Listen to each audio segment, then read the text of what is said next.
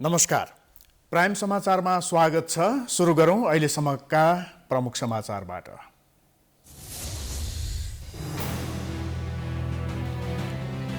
प्रधानमन्त्री ओलीले विश्वासको मत लिने दिन नजिकैसँगै नेताहरूको दौडधुप बाक्लियो। एमाले वरिष्ठ नेता नेपालले भेटे कांग्रेस सभापति देउवा र राष्ट्रपतिलाई।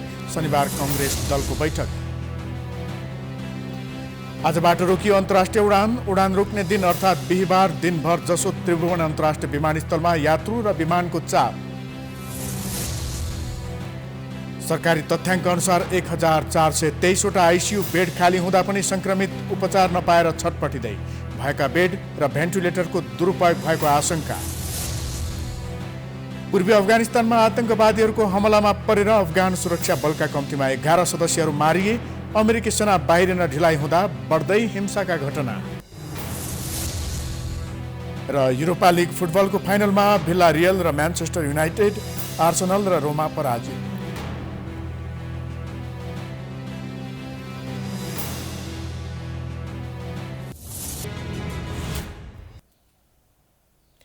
अब समाचार विस्तारमा। नेपाली कांग्रेस संसदीय दलको बैठक आगामी शनिबार बस्ने भएको छ। आइतबार प्रधानमन्त्रीले विश्वासको मत लिन विशेष अधिवेशन आह्वान भएको अवस्थामा कांग्रेसले शनिबार दिउँसो 2 बजे दलको बैठक बोलाएको हो। कांग्रेस पदाधिकारी बैठकले प्रधानमन्त्री केपी शर्मा ओलीको विपक्षमा मतदान गर्ने निर्णय गरिसकेको छ र दलको बैठकमा समेत यसै विषयमा छलफल र निर्णय हुने प्रमुख सचेतक बालकृष्ण खाँडले जानकारी दिनुभयो। प्रमुख प्रतिपक्षी नेपाली कांग्रेसका सभापति शेरबहादुर देउवा र नेकपा एमालेका वरिष्ठ नेता माधव कुमार नेपाल बीच छलफल भएको छ। बिहिबार साँझ नेपालले आफू निकट केही नेता सहित देउवा निवासमा पुगेर छलफल गरेका हुन्।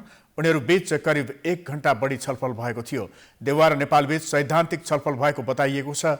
बुधबार प्रधानमन्त्री केपी शर्मा ओलीको टोली सहित भेटवार्ता भएपछि बिहिबार नेपाल पक्षले देउवासँग भेटवार्ता गरेको हो। प्रधानमन्त्री ओलीले वैशाख 27 गते विश्वासको मत लिन लागेका बेला त्यसलाई विफल पार्न आवश्यक रणनीति बनाउने विषयमा उहाँहरूबीच छलफल भएको बुझिएको छ। देउवासँगको भेटपछि नेपाल राष्ट्रपति विद्यादेवी भण्डारीलाई भेट्न शीतल निवास जानु भएको थियो।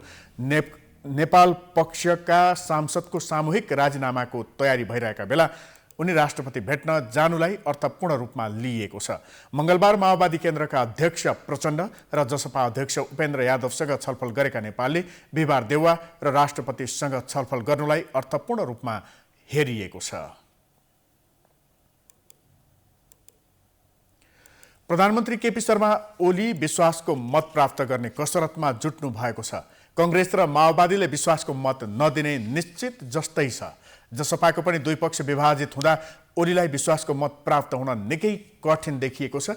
एमालेकै खनाल नेपाल समूहले पनि विश्वासको मत नदिने सम्भावना धेरै छ। बिहिबार प्रधानमन्त्री निवास बालुवाटारमा बसेको एमाले स्थायी कमिटिको आकस्मिक बैठकले विश्वासको मत प्राप्त गर्न अन्य दलहरूसँग सहयोग माग्ने निर्णय गरेको छ। यद्यपि वैशाख 27 गते संसदमा विश्वासको मत प्राप्त गर्न प्रधानमन्त्री केपी ओली बुधबारदेखि नै दौडधुममा जुटिसक्नु भएको छ। बुधबार प्रमुख प्रतिपक्षी दल नेपाली कांग्रेसका सभापति शेरबहादुर देउवा निवास बुढा नीलकण्ठ पुगेर प्रधानमन्त्रीले कांग्रेस नेताहरूसँग छलफल गर्नुका साथै विश्वासको मतमा सघाउन आग्रह गर्नुभएको थियो। तर कांग्रेसले प्रधानमन्त्रीको आग्रहलाई अस्वीकार गरिसकेको छ। नेकपा माओवादी केन्द्रले पनि विश्वासको मत नदिने भन्दै सरकारलाई दिएको समर्थन फिर्ता लिइसकेको छ। जनता समाजवादी पार्टीभित्र पनि प्रधानमन्त्री ओलीलाई विश्वासको मत दिने विषयमा एकमत हुन सकेको छैन। 275 सदस्यीय प्रतिनिधि सभामा अहिले 271 सांसद छन्। यस्तोमा बहुमतको लागि 136 सांसद आवश्यक पर्छन्। सत्तारूढ नेकपा एमालेसँग 121 सांसद छन्। विश्वासको मत प्राप्त गर्न 15 सांसद अपुग भए पनि जसपाको सहयोगमा बहुमत सिद्ध हुने प्रधानमन्त्री निकट नेताहरूको विश्वास छ। एमाले नेता डाक्टर सूर्य पाठक विश्वासको मत लिने समयमा सिङ्गो पार्टी प्रधानमन्त्रीको पक्षमा उभिने बताउनुहुन्छ। कुनै कारणले विश्वासको मत प्राप्त हुन नसकेमा पनि संसदको सबैभन्दा ठूलो दलको नेताको हैसियतमा केपी ओली नै प्रधानमन्त्री बन्ने उहाँको भनाइ छ। अब हामीसँग 121 संख्या छ नेकपा एमालेसँग। हामीलाई 15 भोट चाहिएको छ।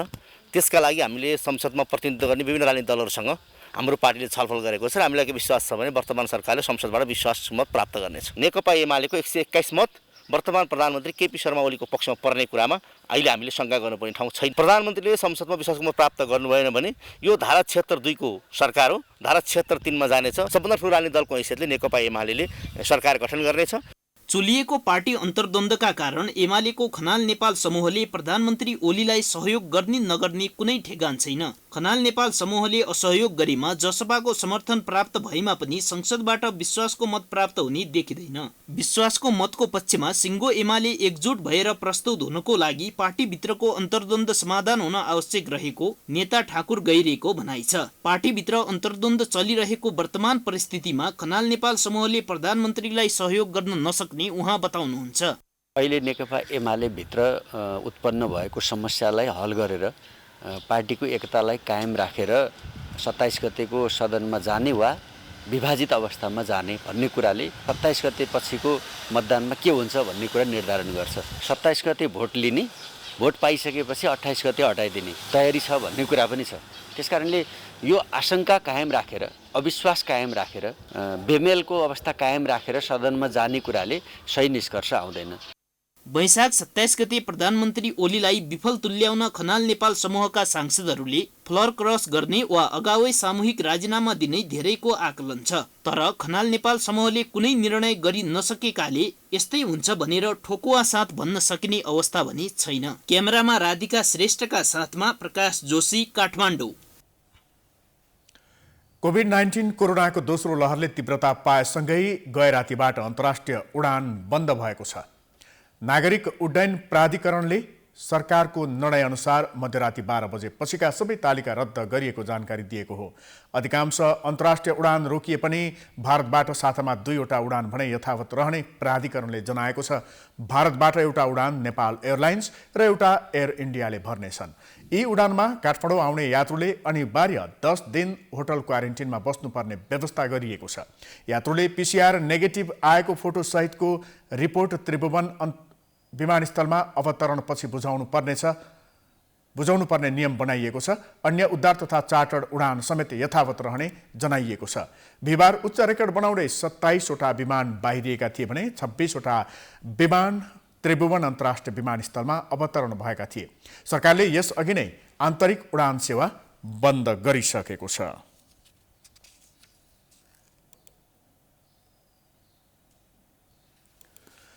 पछिल्लो 24 घण्टामा नेपालमा समाचारको सिलसिला जारी छ। हामी विश्रामपछि आउँछौँ। बाँकी समाचारको साथमा विश्रामपछि स्वागत छ। अब बाँकी समाचार। अहिले नेपालमा कोरोना संक्रमितको संख्या तीव्र गतिमा बढेसँगै अस्पतालहरूमा आइसियु र भेन्टिलेटरको अभाव चुलिएको भनिएको छ। तर सरकारी तथ्याङ्कलाई पत्याउने हो भने अहिले नै आइसियु र भेन्टिलेटरको अभाव भइसकेको छैन। 7वटै प्रदेशमा आइसियु र भेन्टिलेटर खाली रहेको स्वास्थ्य तथा जनसङ्ख्या मन्त्रालयको तथ्याङ्कले देखाउँछ। बिहिबारसम्मको सरकारी तथ्याङ्क अनुसार देशभर 1423वटा आइसियु बेड खाली रहेको छ। त्यसै गरी 583वटा भेन्टिलेटर उपलब्ध रहेको स्वास्थ्य तथा जनसङ्ख्या मन्त्रालयको तथ्याङ्कमा उल्लेख छ। सरकारी तथ्याङ्क अनुसार प्रदेश 1 मा 79 जना आइसियुमा छन् भने 134वटा बेड खाली रहेको छ। त्यस्तै यो प्रदेशमा 20 जना संक्रमितको भेन्टिलेटरमा उपचार भइरहेको छ भने अझै 71वटा भेन्टिलेटर खाली रहेको छ। त्यसै गरी प्रदेश 2 मा 24 जना आइसियुमा उपचार गराइरहेका छन् भने 50वटा आइसियु बेड खाली छ। त्यस्तै कुल 27वटा भेन्टिलेटर रहेकोमा 25वटा खाली नै रहेका छन्। बागमती प्रदेशमा कुल 1048वटा आइसियु बेड रहेकोमा अहिले 301 जनाको उपचार भइरहेको र 747वटा बेड खाली रहेको सरकारी तथ्याङ्कमा उल्लेख छ। बागमती प्रदेशमा 88 जनाको भेन्टिलेटरमा उपचार भइरहेको छ भने 316वटा भेन्टिलेटर तयारी अवस्थामा छन्। लुम्बिनी प्रदेशमा अहिले 76 जना आइसियुमा छन् भने 114वटा आइसियु बेड खाली रहेको बताइएको छ। यो प्रदेशमा 23 जना भेन्टिलेटरमा रहेका छन् भने 61वटा भेन्टिलेटर खाली रहेका छन्। कर्णाली प्रदेशमा अहिले 33 जनाको आइसियुमा उपचार भइरहेको छ भने 55वटा बेड खाली रहेका छन्। त्यसै गरी 10 जनाको भेन्टिलेटरमा उपचार भइरहेको र 20वटा भेन्टिलेटर खाली रहेको मन्त्रालयको तथ्याङ्कमा उल्लेख छ। सुदूरपश्चिम प्रदेशमा 23 जना संक्रमित आइसियुमा छन् भने 43वटा आइसियु बेड खाली छ। यो प्रदेशमा कुल 34वटा भेन्टिलेटर रहेकोमा 23वटा खाली रहेका छन्। यसरी मन्त्रालयको तथ्याङ्कलाई विश्वास गर्ने हो भने 7वटै प्रदेशमा आइसियु र भेन्टिलेटर अभाव देखिँदैन। तर संक्रमितहरूले किन उपचार सहजै पाएका छैनन्, यो विषयमा सरकारले छानबिन गर्न जरुरी देखिन्छ। काठमाडौँ उपत्यकामा दोस्रो चरणको निषेधाज्ञाको पहिलो दिन नै सुरक्षा व्यवस्था निकै कडा बनाइएको छ। यसअघि निषेधाज्ञाको उल्लङ्घन गर्नेलाई सचेत गराएर होल्ड गरी छोड्ने गरिएकोमा काठमाडौँ उपत्यकामा बिहिबारबाट निषेधाज्ञा नमान्नेलाई प्रहरीले जरिवाना लिन सुरु गरेको छ। महानगरीय प्रहरी परिसर काठमाडौँले निषेधाज्ञा नमान्नेलाई संक्रामक रोग ऐन 2022 अनुसार जिल्ला प्रशासन कार्यालयले जारी गरेको रसिदका आधारमा 100 रुपैयाँ जरिवाना लिन थालेको छ। निषेधाज्ञालाई थप प्रभावकारी बनाउन निषेधाज्ञा नमान्नेलाई जरिवाना लिन सुरु गरिएको हो। वैशाख 21 र 22 मा महानगरीय प्रहरी परिसर ललितपुरले 84 जनालाई जरिवाना गराएको छ। बिहिबारबाट जरिवाना लगायत कारबाहीमा थप कडाई गरिने प्रहरीले जनाएको छ। संक्रामक रोग ऐन 2022 अनुसार स्थानीय प्रशासनलाई 300 सम्म जरिवाना र 6 महिना कैद सजाय गर्ने अधिकार छ। दैनिक रूपमा काठमाडौँ उपत्यकामा 2000 भन्दा बढी सवारी साधन निषेधाज्ञा उल्लङ्घन गरेको आरोपमा कारबाहीमा पर्दै आएका छन्। झन् 80 ठाउँमा चाहिँ चेक पोइन्टहरू स्थापना गरेका छौँ। त्यो चेक पोइन्टले चाहिँ निषेधाज्ञालाई चाहिँ कडाई गर्नलाई चाहिँ ती चेक पोइन्टहरू स्थापना गरिएको छ। त्यस निषेधाज्ञा कडाई भनेको जुन मान्छेलाई बाहिर ननिस्किनुहोस् भनेको छ ती मान्छेलाई बाहिर ननिस्किन नदिनलाई उहाँहरूलाई नै रोगबाट बचाउनको लागि चाहिँ त्यो काम गर्ने छ। अब क्रियाकलाप अहिले निषेधाज्ञालाई कडाई गर्नेमा एउटा फोकस त्यसमा छ। तर चाहिँ 2022 को हाराहारीमा चाहिँ सवारी साधनहरू प्रत्येक दिन होल्ड भइरहेका छन्। जिल्ला प्रशासन कार्यालय काठमाडौँले निषेधाज्ञामा के खोल्ने के नखोल्ने, खोल्दा कसरी खोल्ने लगायतका कुराहरू स्पष्ट रूपमा लागू गरेपछि दोस्रो चरणको निषेधाज्ञाको पहिलो दिनमा नै धेरै कारबाहीमा परेका छन्। सडकमा ट्राफिक व्यवस्थापन गर्दै आइरहेका ट्राफिक प्रहरीलाई पनि निषेधाज्ञामा निकै चुनौती थपिएको छ। न त खानाको ठेगान, न त आराम गर्ने ठाउँ, शौचालयको व्यवस्था समेत नहुँदा शास्ति भोग्न बाध्य छन्। संक्रमित अहिले झन् 30 जनाको सङ्ख्या चाहिँ हाम्रो संक्रमित भइसकेको अवस्था छ यहाँभित्रको। अब जोखिमको अवस्था कुरा गर्नुभयो भने ट्राफिक प्रहरी अघि तपाईँले नै भनिसक्नुभयो, ट्राफिक प्रहरीले अहिले निषेधाज्ञा पालना गराउनको लागि चाहिँ फ्रन्ट लाइनमा बसेर काम गरिरहेको छ। किनभने सबभन्दा पहिले चाहिँ बाहिरको मान्छेसँग ठोकिनै पर्ने बाध्यता छ हामीसँग। बाध्य छौँ हामी त्यो मान्छेसँग नठोकिकन हामीले त्यो मान्छे हो कि होइन, आउनुपर्ने मान्छे हो कि होइन चेक जाँच गर्न सक्दैनौँ। चेक जाँच गर्ने क्रममा हामीले ठोकिनै पर्छ।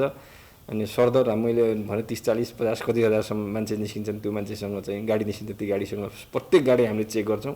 चेक गर्दा प्रत्येक गाडीसँग हामी ठोकिन्छौँ र त्यो ठोक्याइको असर चाहिँ के हो भने त्यो मान्छेसँग कन्ट्याक्टमा हामी जाने भयौँ।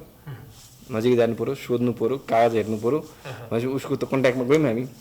कन्ट्याक्टमा गएको हिसाबले फ्रन्ट लाइनमा बसेर प्रत्येक चाहिँ नि गाडीका सवारी साधनका चालकको कन्ट्याक्टमा गएको हिसाबले हामी चाहिँ उच्च जोखिममा छौँ। उपत्यकाको सुरक्षा व्यवस्था कडा बनाउन 1500 ट्राफिक खटिएका छन् भने 80 भन्दा बढी स्थानमा चेक पोइन्ट राखिएको छ। हालसम्म 30 जना ट्राफिक प्रहरीलाई कोरोना संक्रमण भएको छ। निषेधाज्ञामा कडाई गरिएसँगै होल्डिङमा मात्रै राखिएका सवारी साधनलाई समेत जरिवाना लिन सुरु गरिएपछि उल्लङ्घनमा केही कमी आउने परेको दाबी छ। समाचारको सिलसिला जारी छ। हामी विश्रामपछि आउँछौँ। बाँकी समाचारको साथ अब अन्तर्राष्ट्रिय समाचार।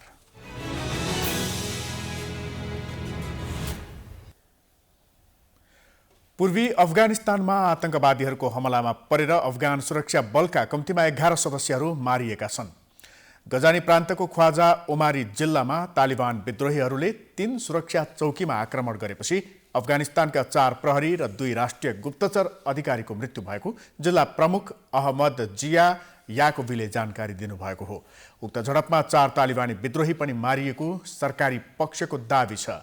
छिमेकी लोगर राज्यको प्रान्तीय राजधानी पुल ए आलमको क्षेत्रीय प्रहरी कार्यालय नजिक सशस्त्र लडाकुहरूले उनीहरूको सुरक्षा चौकीमा आक्रमण गरेपछि सुरक्षा अधिकारीको मृत्यु भएको स्थानीय अधिकारीहरूलाई उद्धृत गर्दै अन्तर्राष्ट्रिय सञ्चार माध्यमले जनाएका छन्। यसबाहेक बिहिबार बिहान उत्तरी कसदुद प्रान्तको राजधानी कसदुद सहरमा भएको बम आक्रमणमा 4 सर्वसाधारण घाइते भएका थिए भने केही गाडी तथा भौतिक संरचनामा क्षति भएको थियो। अमेरिकाले आफ्नो सेनालाई मे 1 मा फिर्ता गर्ने भने पनि तोकिएको समयमा उक्त कार्य नहुँदा तालिबान लडाकु समूहले अफगानिस्तानका विभिन्न स्थानमा आक्रमणलाई तीव्र बनाएको बताइएको छ। अफगानिस्तानमा 3500 अमेरिकी तथा 7000 नेटो सैनिक तैनात गरिएको छ।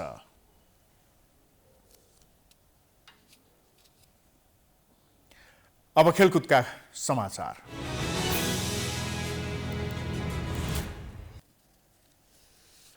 यूरोपा लीग फुटबलको फाइनलमा स्पेनिस क्लब विल्ला रियल र इङ्ग्लिस क्लब म्यान्चेस्टर युनाइटेड बीच प्रतिस्पर्धा हुने भएको छ। बिहिबार राति भएको सेमी फाइनलको दोस्रो लेगमा आर्सेनलसँग गोलरहित बराबरी खेल्दै समग्रमा 2-1 को जितसहित विल्ला फाइनलमा पुगेको हो।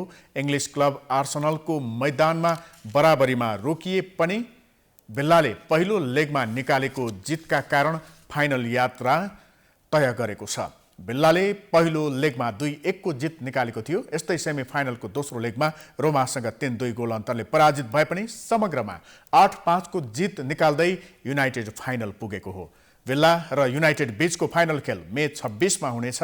युनाइटेडले पछिल्लो पटक सन् 2017 मा युरोपा लिग जितेको थियो।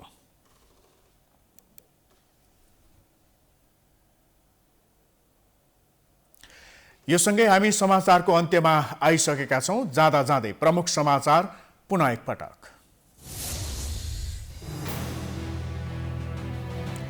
प्रधानमन्त्री ओलीले विश्वासको मत लिने दिन नजिकैसँगै नेताहरूको दौडधुप बाक्लियो।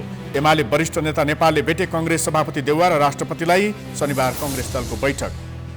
आजबाट रोकियो अन्तर्राष्ट्रिय उडान। उडान रोक्ने दिन अर्थात् बिहिबार दिनभर जसो त्रिभुवन अन्तर्राष्ट्रिय विमानस्थलमा यात्रु र विमानको चाप। सरकारी तथ्याङ्क अनुसार 1423 वटा आइसियु बेड खाली हुँदा पनि संक्रमित उपचार नपाएर छटपटिँदै। भएका बेड र भेन्टिलेटरको दुरुपयोग भएको आशंका। पूर्वी अफगानिस्तानमा आतंकवादीहरूको हमलामा परेर अफगान सुरक्षा बलका कम्तीमा 11 सदस्यहरू मारिए। अमेरिकी सेना बाहिरिन ढिलाइ हुँदा बढ्दै हिंसाका घटना। र युरोपा लिग फुटबलको फाइनलमा विल्ला रियल र म्यान्चेस्टर युनाइटेड, आर्सेनल र रोमा पराजित।